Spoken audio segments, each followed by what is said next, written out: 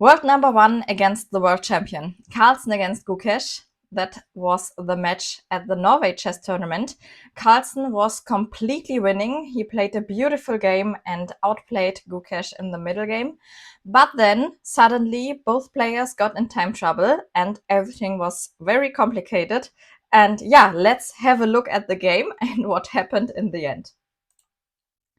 Now you can see the Millennium chessboard, and I also have the Mephisto Phoenix chess computer with me.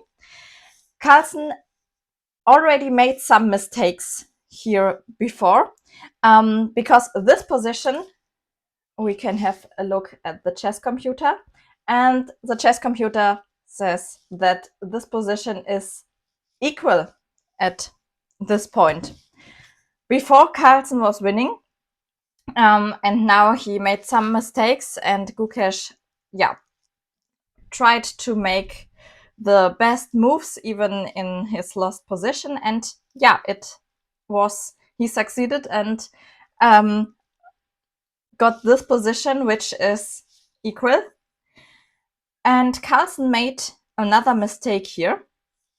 So in this position, it's white to move. White Gukesh, black Carlsen. And Carlsen's last move was rook to f8. So now white has to decide what to do with the knight on f6. But if the knight moves, for example, to d7, then there is a knight h5 check, and the rook on f3 is hanging. So this was the idea. The knight on f6 cannot move at the moment. But Gukesh played rook to f2. This was a very good move, because now king has to move. And in the same line, after knight d7, knight h5 is not longer possible, because white can take, and if the rook takes on f2, it's without check. And this is very important, because white has a move then. White can, for example, take on e5, and then, for example, h takes g6 is also a very strong passed pawn, and this would be winning for white. So black cannot play knight to h5 check, but that was the whole idea. And yeah, Carlsen only had under 30 seconds and had to decide what to do. Knight h5, not longer possible, but what else? The best move was rook e8. Just move the rook, defend the pawn on e5, and then it's still, it's a pawn race. White will push the h pawn, and black will push the d pawn or the e pawn or both. And yeah, this should be a draw in the end, but of course, with very low on time, it's still everything possible. But here Carlsen made the move knight to e2 check, and this was a huge blunder. If you like, you can pause the video and think about what can white do in this position. Yes, white has to take the knight, otherwise black wins a rook with rook takes f2. It's check, so black has to take back, and now white can take the rook on f8. And of course, Carlsen saw this rook takes e2, but maybe he thought that now his d pawn is strong enough to promote, is fast enough. But that's not true. Carlsen played d4, and now the question is, whether the knight can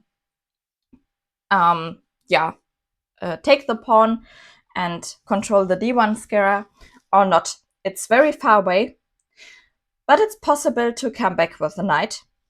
Knight to e6, d3, and here we have a nice trick.